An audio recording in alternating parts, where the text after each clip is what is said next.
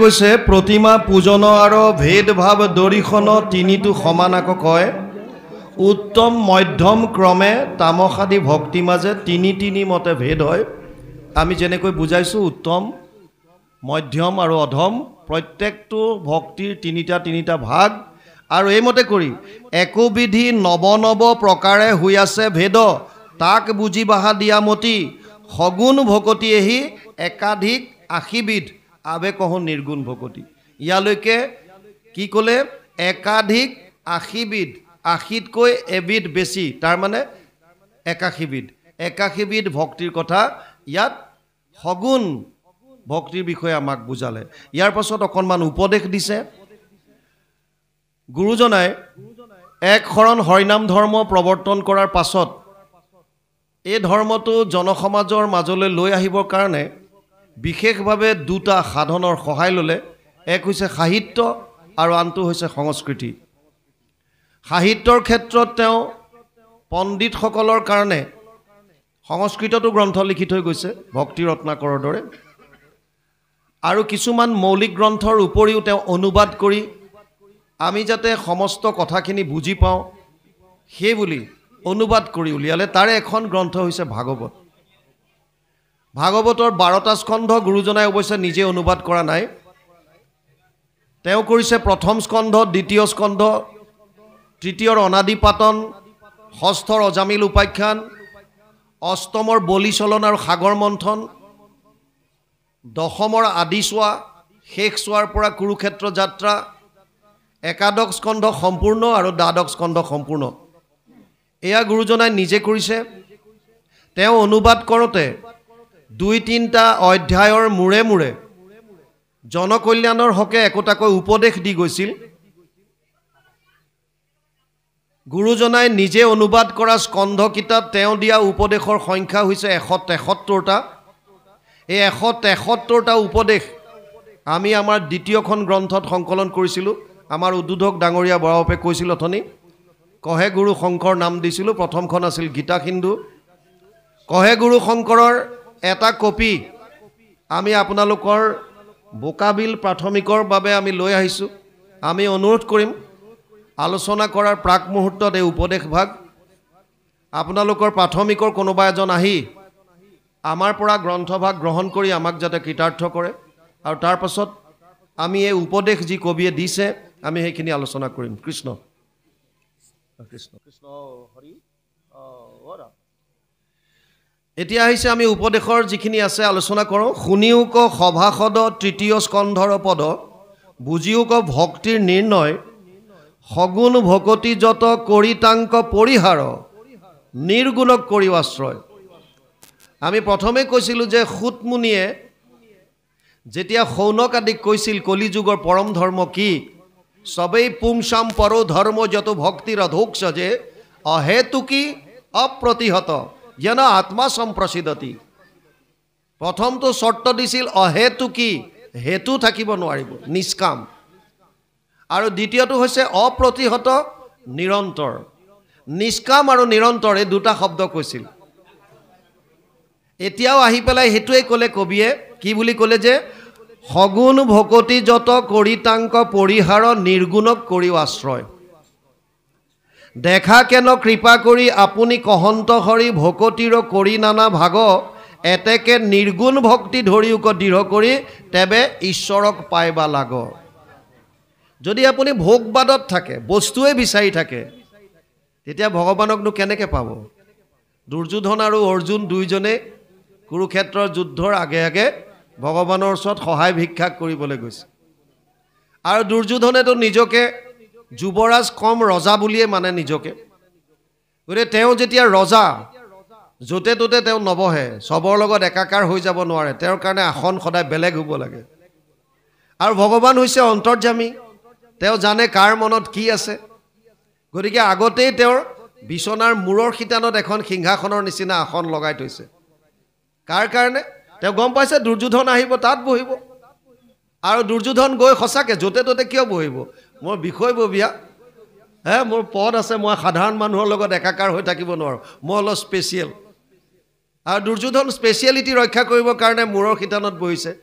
অলপ পাছত অৰ্জুন গৈছে, অৰ্জুন নিজকে দাস বুলি ভাবে সখা আৰু গৈ ভৰি ফালে বহি লৈ ভৰি পিটিকা আৰম্ভ কৰিলে ভগৱান কৃষ্ণ নটংকি কৰিয়ে থাকে সাৰ পোৱাৰ নিচিনা এক্টিং কৰিছে আৰু অৰ্জুনক কৈছে সখা কেতিয়া আহিলা বোলে আহি পাইছোঁ কিয় আহিলা কোৱা কৈছে সখা তুমি সব জানাই যুদ্ধটো ফাইনেল হৈ গ'ল আৰু এতিয়া যুদ্ধ হ'ব সহায় কৰিব লাগে তুমি তেতিয়া দুৰ্যোধনে কৈছে হে কেশৱ ময়ো আহিছোঁ কিন্তু ভগৱানে কৈছে দাদা দুৰ্যোধন তুমিও আহিলা ময়ো আহিছোঁ সহায়টো মোকো লাগে ভগৱানে কৈছে এতিয়া মই অকলে কোনফালে কি কৰিম ঠিক আছে হ'ব এফালে মোৰ এক অক্ষয়হীনী নাৰায়ণী সেনা থাকিব অস্ত্ৰে শস্ত্ৰৰে সুসজ্জিত আৰু এফালে মই নিৰস্ত্ৰ মই অস্ত্ৰ নুঠাওঁ প্ৰয়োজন সাপেক্ষে ৰথৰ সাৰথি হ'ম কিন্তু যিহেতু মই প্ৰথম অৰ্জুনক দেখিলোঁ সেইকাৰণে মই অৰ্জুনক সুধিম ভগৱানে অৰ্জুনক সোধাৰ ডাঙৰ এটা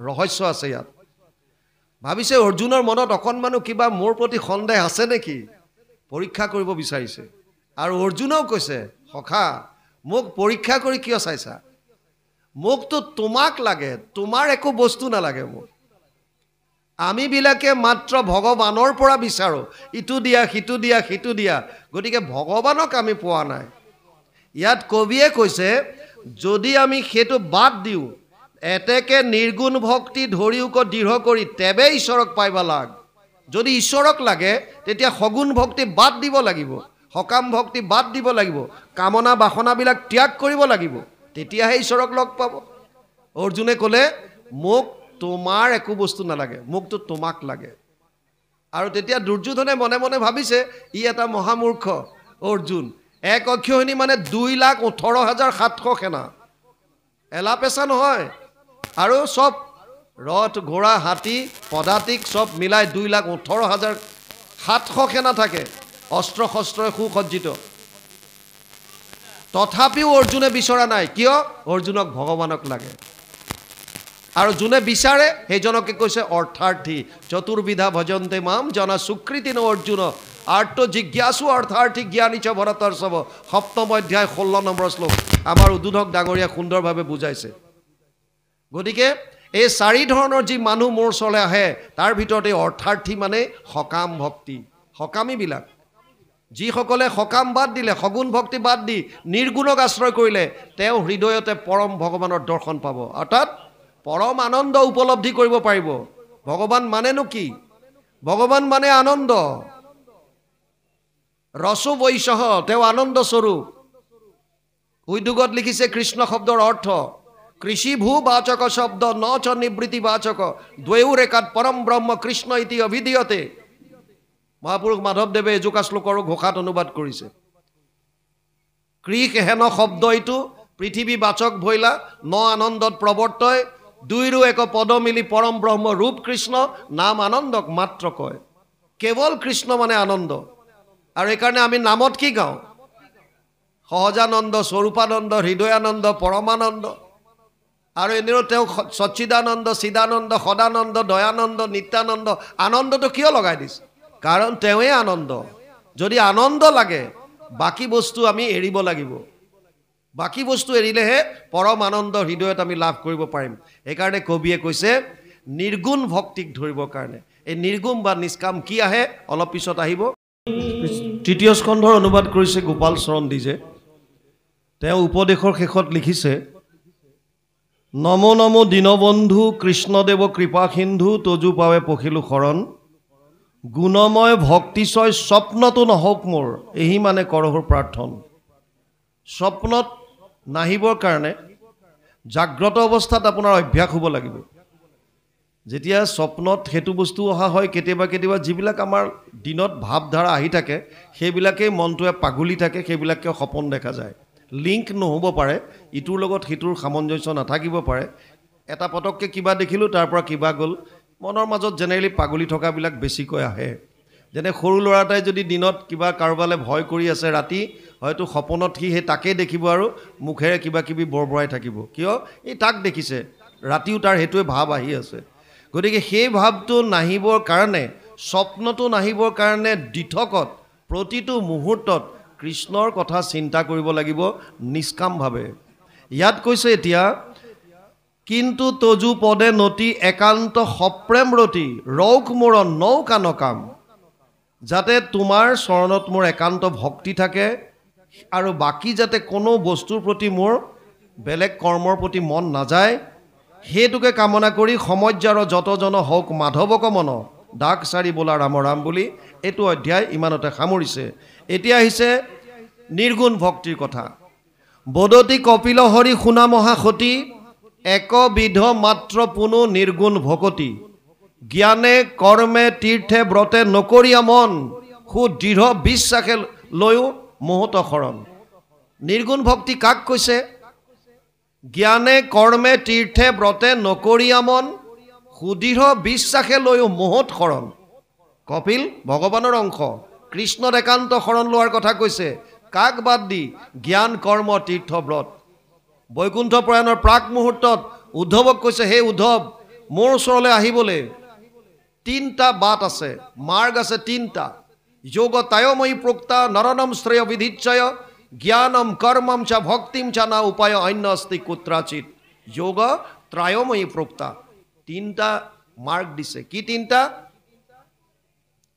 11:20 একাদশ স্কন্ধ 20 অধ্যায় 6 নম্বৰ শ্লোক এটো ভগৱানে উদ্ধৱক কৈছে হে উদ্ধৱ মোৰ ওচৰলৈ আহিবলৈ তিনিটা মাৰ্গ আছে মোক পাবৰ কাৰণে কি তিনিটা এটা হৈছে কৰ্ম মাৰ্গ য'ত যাগ যজ্ঞ পূজা পাতল আছে এটা হৈছে জ্ঞান মাৰ্গ য'ত নিৰ্গুণ নিৰাকাৰ ব্ৰহ্মক ধ্যান ধাৰণা সমাধিৰ দ্বাৰা লাভ কৰিব পাৰি আৰু এটা হৈছে ভক্তি মাৰ্গ সমস্ত ভূতত ব্যাপী আছো মই হৰি সবাকো মানিবা তুমি বিষ্ণু বুদ্ধি কৰি এই ভাৱটো লৈ কুকুৰ শ্ৰীগাল গৰ্দৰ ভৰু আত্মা ৰাম জানিয়া সবাকো পৰি কৰিবা প্ৰণাম এই মানসিকতা লৈ সমস্তৰে প্ৰতি প্ৰেম ভাৱ লৈ মোৰ কথা যদি তুমি কেৱল শ্ৰৱণ কীৰ্তন কৰি থাকা ভগতৰ লগত তেতিয়াহ'লে মোক পাবা ডাঙৰ কথা হ'ল তিনিটা মাৰ্গ আছে যেতিয়া সমস্যাটো ক'ত বৰ্তমানটো তিনিটাই চলি আছে আমি উত্তৰাখণ্ডত আমাৰ পোষ্টিং থাকোঁতে ৰাণীক্ষেত্ৰত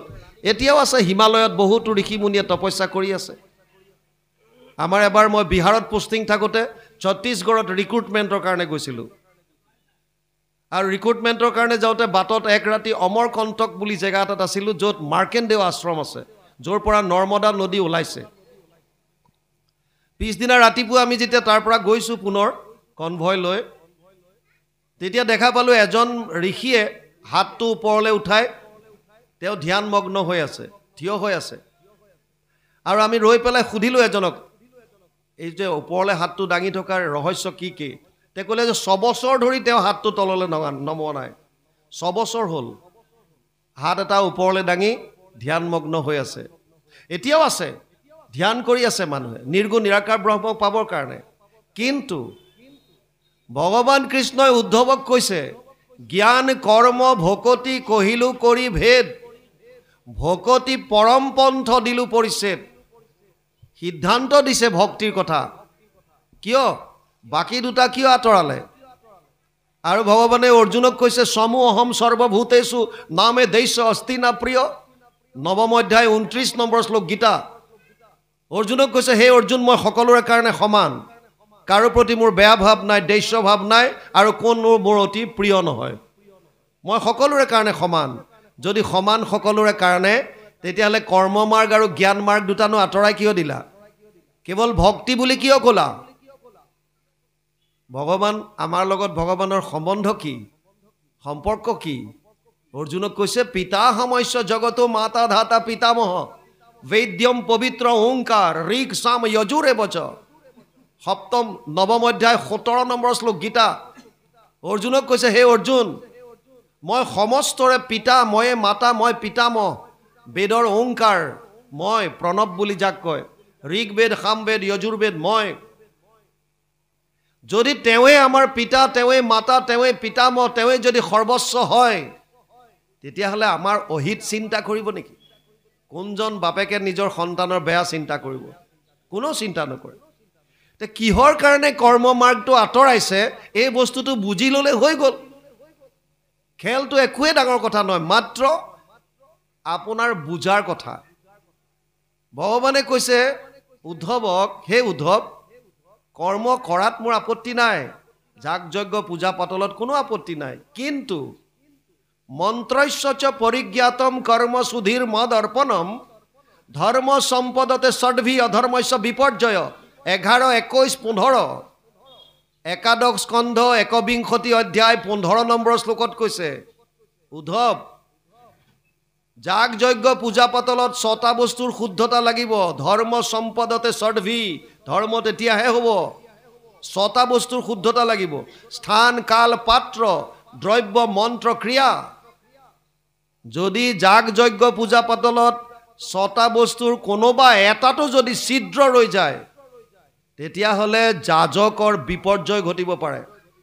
যাজক যিজনে আয়োজন কৰিছে, পুৰোহিতৰ কথা কোৱা নাই, যিজনে যজ্ঞ কৰে তেওঁৰ একো নহয়, যিজনে কৰাইছে সেৱকী, তেওঁলোকৰ বিপৰ্যয় ঘটিব পাৰে।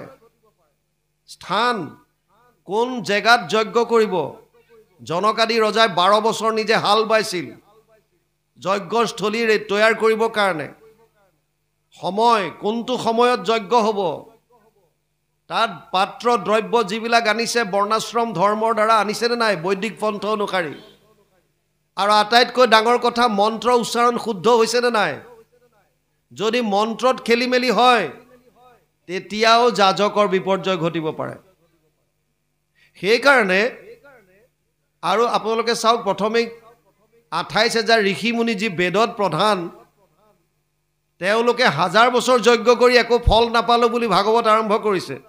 কৰিলোহো যজ্ঞ আশী সহস্ৰ বছৰ, হোম ধুমে ধূম্ৰ বৰ্ণ ভৈলা কলেবৰ, যিটো কৰ্ম কৰোৱাত নাহিকে বিশ্বাস, আপোনাৰ আয়ুস কৰিলোঁ ব্যৰ্থে নাশ। তো আমি কোৱা নাই, ভাগৱতে কৈছে।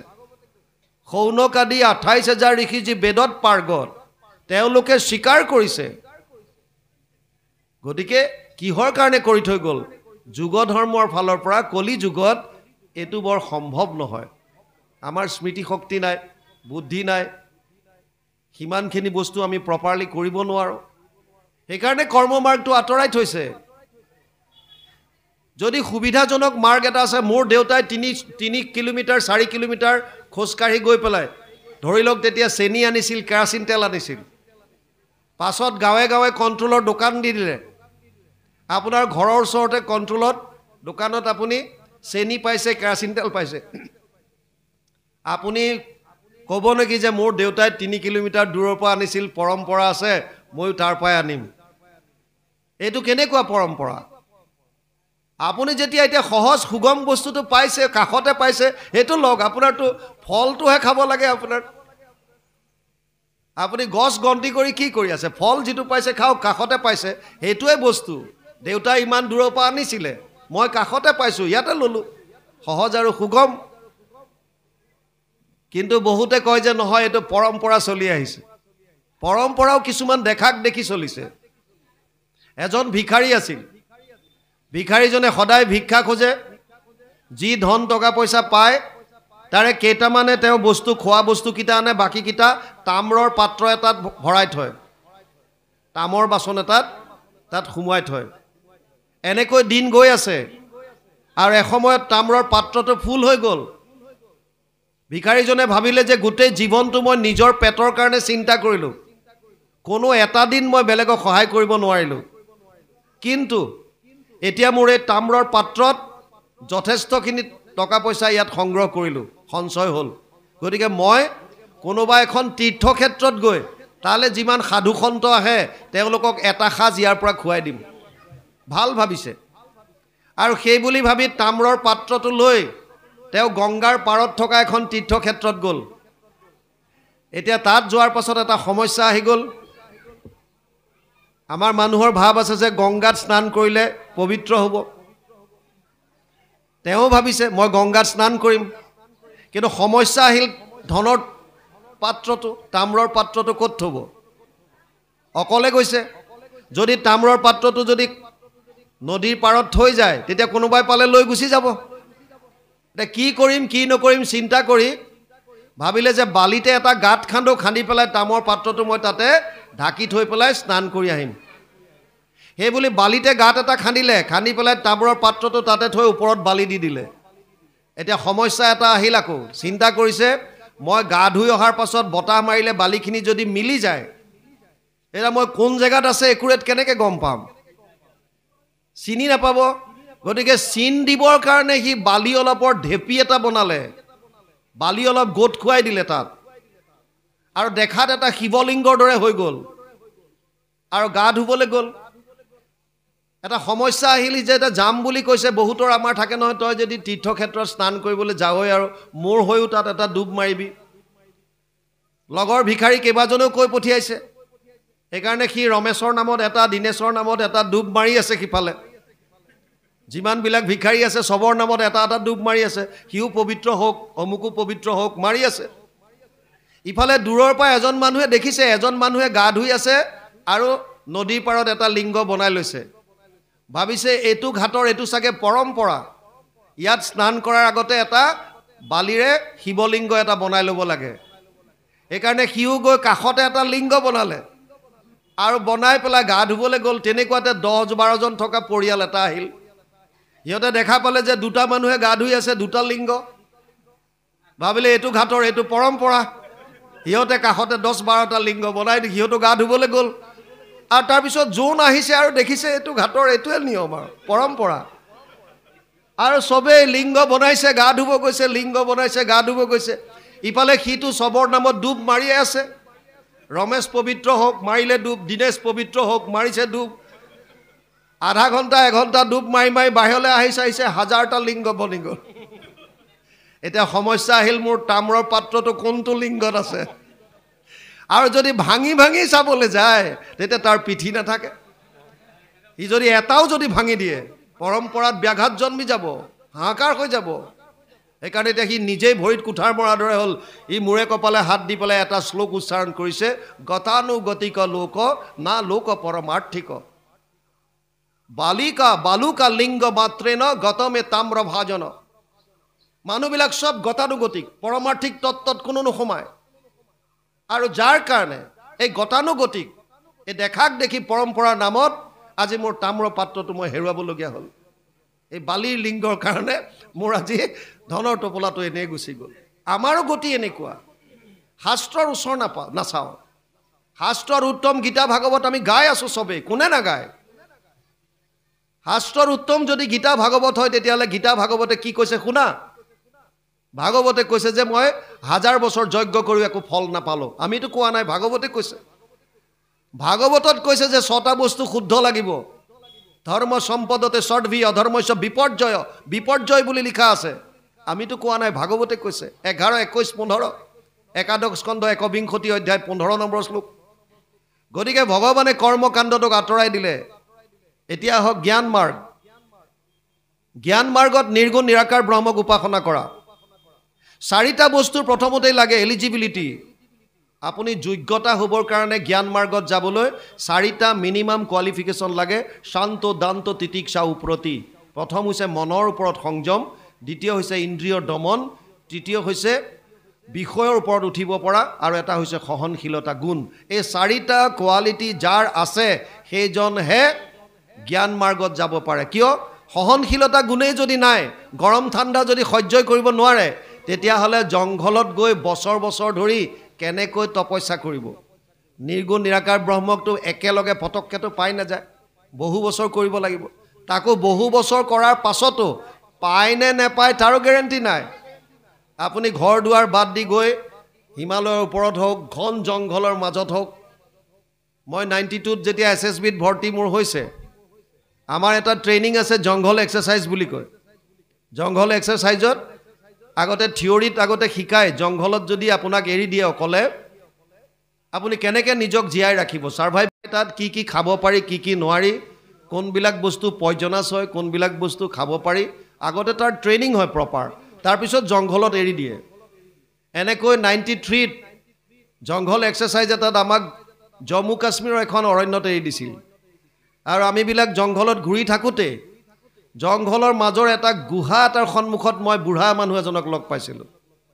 আৰু বুঢ়া মানুহজনক লগ পাই মই সুধিছিলোঁ যে আপুনি এই জংঘলৰ মাজত অকলে অকলে কি কৰি আছে গুহাটোত? মানুহজনে মোক কৈছিল যে এই গুহাটোত এজন ঋষিয়ে 12 বছৰ তপস্যা কৰিছিল, বহুখিনি সিদ্ধি লাভ কৰিব পাৰিছিলে, কিন্তু সমাধিত ব্ৰহ্মক সাক্ষাৎ কৰাৰ ঠিক প্ৰাক মুহূৰ্তত এজনী ছোৱালীৰ সংস্পৰ্শত আহিল আৰু তাৰ সম্পূৰ্ণ সিদ্ধি শেষ হৈ গ'ল, তপস্যা ভংগ হ'ল। মই ক'লোঁ সোমাই চাব পাৰিমনে? ক'লে যে ঘোৰ অন্ধকাৰ। বোলে মোৰ চাবলৈ ইচ্ছা আছে অকণ। তেওঁ পোহৰ এটাৰ ব্যৱস্থা কৰিলে, কিবা এডাল এনেকুৱা জ্বলাই লৈ গৈছিল ভিতৰলৈ আৰু দেখুৱালে মোক টুল এখনত সেই ঋষিজনৰ ফটোখন আছে, তাৰ সন্মুখতে ধূপ ধূনা দিয়াৰ চিনটো আছে। তাৰমানে ধূপ ধূনা জ্বলাই তাতে তেওঁ সেৱা শুশ্ৰূষা চাগে কৰি থাকে। মই চালোঁ মেলিলোঁ, আহিলোঁ। জংঘল এক্সাৰচাইজ শেষ হওঁতে যেতিয়া ওলাই আহিলোঁ, কাষৰ গাঁও এখনত সুধিছিলোঁ যে এনেকুৱা গুহা এটাৰ সন্মুখত মানুহ এজন পালোঁ। মোক কৈছিল 12 বছৰ তপস্যা কৰিছে, এতিয়াও এনেকৈ তপস্যা কৰেনে? তেওঁ মোক জানিব দিছিল যে আপোনাক চব সত্য কৈছে যিজনে কৈছে, এটা কথা মাত্ৰ লুকুৱাইছে। কিটো? যিজন ঋষি বুলি বুঢ়া মানুহে কৈছিল, ঋষিজন আন কোনো নহয় সেইজনে। তেওঁৱে 12 বছৰ তাত তপস্যা কৰিছিল। তাৰমানে এতিয়াও কৰে মানুহে, কিন্তু যে সফল হ'ব পাৰিব তাৰ কোনো গেৰেণ্টি নাই। আৰু যদি সমাধিত ব্ৰহ্মক সাক্ষাতো কৰে, তাৰ উদাহৰণ ব্যাসদেৱ। ব্যাসেতো সমাধিত ব্ৰহ্মক সাক্ষাৎ কৰিছে, তথাপিতো কি হৈছিল? উগুল থুগুল চিত্ত নাহি সুখ শান্তি, নজানন্ত কৃষক মনত গুণী গান্তি। অধুমুখে বসি আছে হুয়া নিশ বদ, সেইবেলা তৈতে আখি মিলিলা নাৰদ। প্ৰথম স্কন্ধত আছে।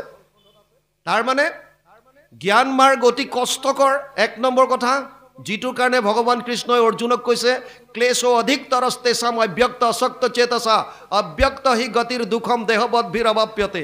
12 অধ্যায় 5 নম্বৰ শ্লোক গীতা। হে অৰ্জুন, জ্ঞান মাৰ্গ অতি কষ্টকৰ। আমি দেহাভিমানৰ কাৰণে এই জ্ঞান মাৰ্গটো বৰ সহজ খাদ্য নহয়। আৰু সেইকাৰণে কৰ্ম মাৰ্গ আৰু জ্ঞান মাৰ্গ দুটা ছাইড কৰি ভক্তি মাৰ্গ দিলে, য'ত কেৱল ভগৱন্তৰ নাম লৈ পেলাই আমি এই সংসাৰ নৌকা পাৰ হৈ যাব পাৰোঁ। কিমান সহজ। ভাগৱতত কৈছে কলৌ দোষ নিধে ৰাজন অস্তিহি এক মহান গুণ, কীৰ্তনা দেৱ কৃষ্ণস্য মুক্ত সংগ পৰম ব্ৰজেত। 12:351। 12 স্কন্ধ 3 অধ্যায় 51 নম্বৰ শ্লোক। কলিযুগ দুখৰ সাগৰ যদিও হয়, ইয়াত এটা মহান গুণ আছে। কি মহান গুণ? কেৱল কৃষ্ণৰ কীৰ্তন কৰি পেলাই জীৱবিলাকে পাৰ পাই যাব পাৰে। সেইকাৰণে ইয়াত এতিয়া নিৰ্গুণ ভক্তিৰ কথা কওঁতে কৈছে জ্ঞান কৰ্মে তীৰ্থে ব্ৰতে নকৰিয়া মন, সুদৃঢ় বিশ্বাসে লৈও মোহত শৰণ। শাস্ত্ৰৰ উত্তম গীতা ভাগৱত। গীতাটো সাৰ মৰ্ম এইটোৱে কৈছে। গীতা 700 শ্লোকৰ এটা শ্লোক ধৃতৰাষ্ট্ৰই কৈছে, 1ম অধ্যায় 1ম শ্লোক। ধৰ্মক্ষেত্ৰে কুৰুক্ষেত্ৰে সমবেত যুযুৎসৱ মামকা পাণ্ডৱা চৈব কিম অকুৰ্বত সঞ্জয়। হে সঞ্জয়, ধৰ্মক্ষেত্ৰ কুৰুক্ষেত্ৰত সমবেত হোৱা মোৰ আৰু পাণ্ডুপুত্ৰৰ সৈন্যসকলে কি কৰিছিল মোক কোৱা। 1ম অধ্যায় 1ম শ্লোক। ধৃতৰাষ্ট্ৰৰ কাহিনী ইমানতে শেষ। তাৰ উত্তৰত 40টা শ্লোকত সঞ্জয়ে ধৃতৰাষ্ট্ৰক কুৰুক্ষেত্ৰ যুদ্ধৰ বৰ্ণনা দিয়ে, কি হৈ আছিল তাত।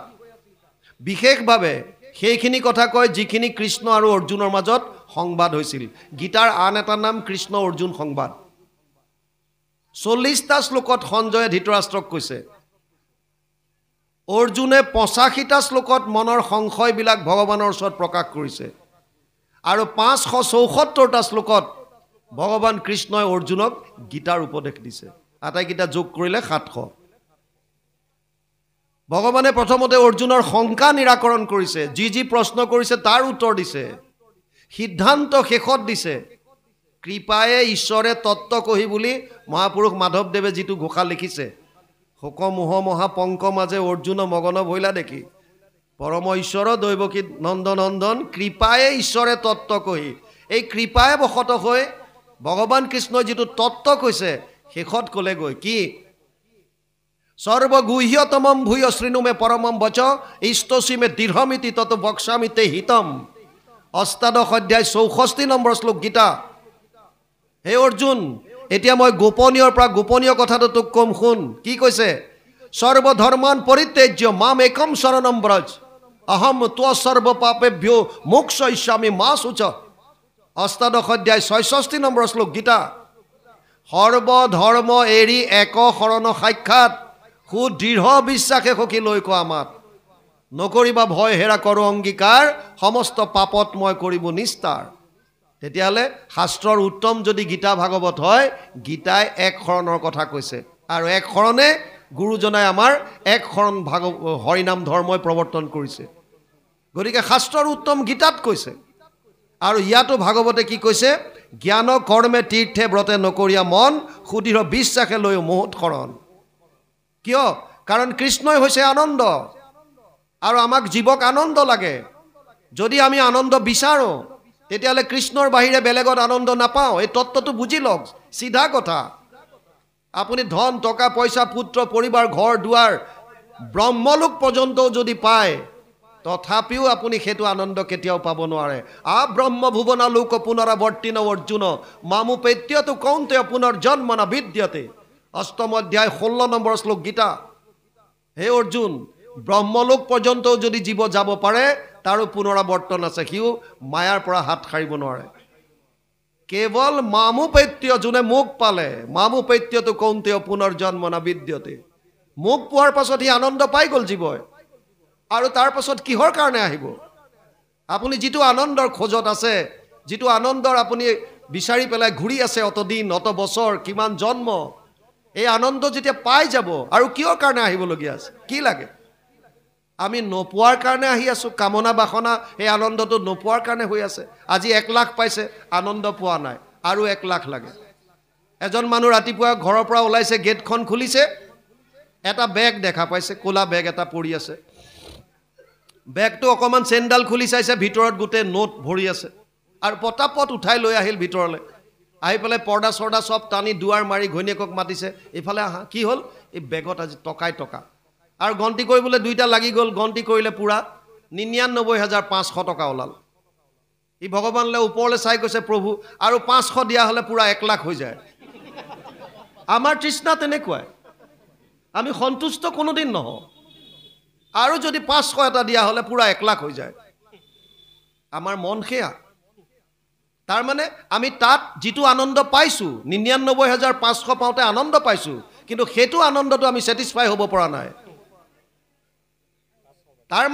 তাৰ মানে সেইবিলাক বাকি যিমান বস্তু হওক যত যিমান পাইছে আপুনি অট্টালিকাত ৰাখক আপোনাক আপুনি তাতো এই যিটো আনন্দ জীৱই বিচাৰিছে সেইটো নাপায় কিয় আনন্দ যিজন বস্তু ভগৱান এইজনক নোপোৱালৈকে জীৱ সন্তুষ্ট হ'ব নোৱাৰে য'ৰ পৰা আহিছো তালৈ যাবই লাগিব তাৰ বাহিৰে গতি নাই এই জন্মত মানক আপুনি আগৰ আৰু 100 জন্ম 1000 জন্মৰ পিছত মানক কৃষ্ণ ভক্তি বিনে জীৱৰ গতি নাই সেইকাৰণে ইয়াত বৰ সুন্দৰভাৱে কৈছে আৰু লগতে কৈছে মোৰ গুণগণক শ্ৰৱণে তেতিক্ষণ নিষ্কামে মোহত যায় নিমজয় মন ভগৱানৰ যেতিয়া শ্ৰৱণ কীৰ্তন কৰি থাকিম বিষয়ৰ প্ৰতি মানুহৰ বৈৰাগ্য ভাৱ আহে কেনেকৈ চাওক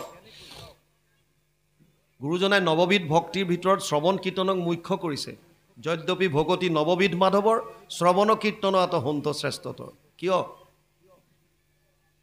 আপোনাক কোনোবা এজনে যদি ভাল লাগিছে বুলি কয় বাপজন আজি বৰ ধুনীয়া হৈ লাগিছে আপোনাক দিনে দিনে দেখোন ধুনীয়াটো হৈ গৈ আছে লাগিলে ফূৰ্তি আহিয়ে গ'ল আৰু যদি বেয়াকে ক'লে তেতিয়া দুখ লাগে খং উঠে কিয় সাধাৰণ শব্দবিলাক যেতিয়া আমাৰ কাণত সোমায় আই এগৰাকীয়ে ধুনীয়া কাপোৰ এযোৰ যেতিয়া বিয়ালে সাজি কাচি যায় কোনোবাই যদি কৈ দিয়ে বাহ বৰ ধুনীয়া লাগিছে দেই হৈ গ'ল আৰু বিয়াত কি খুৱাইছে কি বুৱাইছে পিছৰ কথা কাৰণ কাপোৰযোৰৰ প্ৰশংসা কৰি দিয়াৰ লগে লগে মই সুখ হৈ গ'লো কাৰণ আমাৰ সুখ দুখৰ চাবি কাঠি আমি বেলেগক দি থৈছো বৰ ইণ্টাৰেষ্টিং কথা আমি আমাৰ সুখ দুখৰ চাবি কাঠি বেলেগৰ হাতত দি থওঁ ই যোনফালে চাবি পকায় যদি ইচ্ছা কৰিছে মোক দুখ দিবলৈ ই মোক বেয়াকে কৈ দিলে মই দুখী হৈ গ'লো যদি মোক সুখ দিব বিচাৰিছে ই মোক ভালকে কৈ দিব মই সুখী হৈ যাম কিয় এইবিলাক আমাৰ অজ্ঞানতা আমি বেলেগৰ দি থৈছো সাধাৰণ গ্ৰাম্য কথা শুনাৰ পাছতো আমাক প্ৰভাৱিত কৰে কৰ্ণৰ ভিতৰেদি আমাৰ যেতিয়া হিয়াত প্ৰৱেশ কৰে এটা ৰসায়নৰ সৃষ্টি হয় কেমিষ্ট্ৰি এটাৰ সৃষ্টি হয় আৰু যদি এই ৰসায়ন যদি আমাৰ অনুকূল হয় আমি বিচৰা ধৰণে হয় তেতিয়াহ'লে আমি ফূৰ্তি পাওঁ সুখ লাগে আৰু যদি আমি বিচৰা ধৰণৰ নহয় প্ৰতিকূল যদি হয় তেতিয়া আমি দুখ অনুভৱ কৰোঁ ক্ৰোধ উঠে আমাৰ সাধাৰণ কথাবিলাকে যদি আমাক প্ৰভাৱিত কৰিব পাৰে তেতিয়াহ'লে ভাগৱতটো তেনেও বাংময় মূৰ্তি প্ৰত্যক্ষ বৰ্ততে হৰি সেৱাত শ্ৰৱণাত পথত দৰ্শনাত পাপনাশিনী। পদ্মপুৰাণ উত্তৰখণ্ড ভাগৱত মহাত্ম্য ৩য় অধ্যায় ৬২ নম্বৰ শ্লোক। ব্যাসদেৱে কৈছে ভাগৱত ভগৱান কৃষ্ণৰ বাংময় মূৰ্তি। কৃষ্ণ বাণী ৰূপে শব্দ আকাৰে বিৰাজমান হৈ আছে, প্ৰতিটো শব্দ কৃষ্ণময়। সাধাৰণ কথা আপোনাৰ কৰ্ণৰ ৰন্ধ্ৰই দি ভিতৰলৈ গ'লে যদি প্ৰভাৱিত কৰিব পাৰে, তেতিয়াহ'লে কৃষ্ণময় শব্দবিলাক যেতিয়া ভিতৰত যাব, তেতিয়াহ'লে নকৰাকৈ থাকিবনে? কি হ'ব তেতিয়া? মহাপুৰুষ মাধৱদেৱে ঘোষাত লিখিছে, কৰ্ণপথে ভকতৰ হিয়াত প্ৰৱেশী হৰি দুৰ্বাসনা হৰে সমস্তই, জলৰ যতেক মল যেহেন শৰৎকালে স্বভাৱতে নিৰ্মল কৰয়। সেইকাৰণে কপিলে কৈছে মোৰ গুণ গণক শ্ৰৱণে তেতিক্ষণ নিষ্কামে মোহত যায় নিমজয় মন। যেতিয়া আমি কথা শুনি থাকোঁতে থাকোঁতে সংসাৰৰ প্ৰতি যিবিলাক বিষয়ৰ প্ৰতি আমাৰ কামনা বাসনা দুৰ্বাসনা লাহে লাহে নাইকিয়া হ'ব, আৰু নাইকিয়া হ'লে নিষ্কামভাৱে কৃষ্ণত মন মজি যাব, কেৱল কৃষ্ণময় হৈ যাব। তেতিয়া কি কৈছে? নিৰ্গুণ ভকতি এহি কহিলো বুজাই, মই সমে এইটো ভক্তি এৰা এৰি নাই। এইটোকে কৈছে নিৰ্গুণ ভক্তি। তাৰমানে বাকী চব বাদ দি কেৱল কৃষ্ণময় মনটো। মন মনা ভৱ মদ ভক্ত মাদ্যাজি মাম নমস্কৰো মামে বৈশ্যসী সত্যমতে প্ৰতি জানে প্ৰিয়সীমে। অষ্টাদশ অধ্যায় 65 নম্বৰ শ্লোকত কৈছে মোতে মাত্ৰ সদা দিয়া মন, মোৰ ভক্ত হোৱা সৰ্বক্ষণ, মোকে পূজা মাত্ৰ মোকে কৰা নমস্কাৰ, কহিলো তোমাতো সত্যবাণী পাবা সুখে মোক মহামানী, তুমি প্ৰিয়তম সুহৃদ সখী আমাৰ। কেৱল মনটো। আৰু যেতিয়া আমি যিমান শ্ৰৱণ কৰিম, কৰোঁতে কৰোঁতে কৰোঁতে কৰোঁতে ভিতৰৰ যিমানবিলাক দুৰ্বাসনা আছে, বিষয় বাসনা কামনা বাসনা চব শূন্য হ'ব।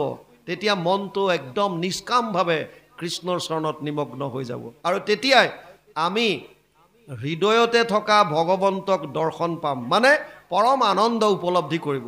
সংসাৰত যেনেকুৱা ধুমুহা নাহক, আপোনাৰ সন্মুখত ধুমুহা আহি গ'ল, প্ৰাৰব্ধ ভয়ংকৰ তছ নছ কৰি দিলে চব, কিন্তু ভিতৰত যি আনন্দ প্ৰজ্বলিত হৈ আছে তাক চুব নোৱাৰে। আপুনি তেতিয়াও আনন্দিত হৈ থাকিব। বাহ্যিক যেনেকুৱা ধুমুহা নাহক কিয়, ভিতৰত আপোনাক স্পৰ্শ কৰিব নোৱাৰে, স্থিতপ্ৰজ্ঞৰ দৰে থিয় হৈ থাকিব। হ'বলগীয়াটো হৈ গ'ল, একো নাই। সেইটোৱে হৈছে স্থিতপ্ৰজ্ঞ, কৈছে যাক এইবিলাকত একো কৰিব নোৱাৰে।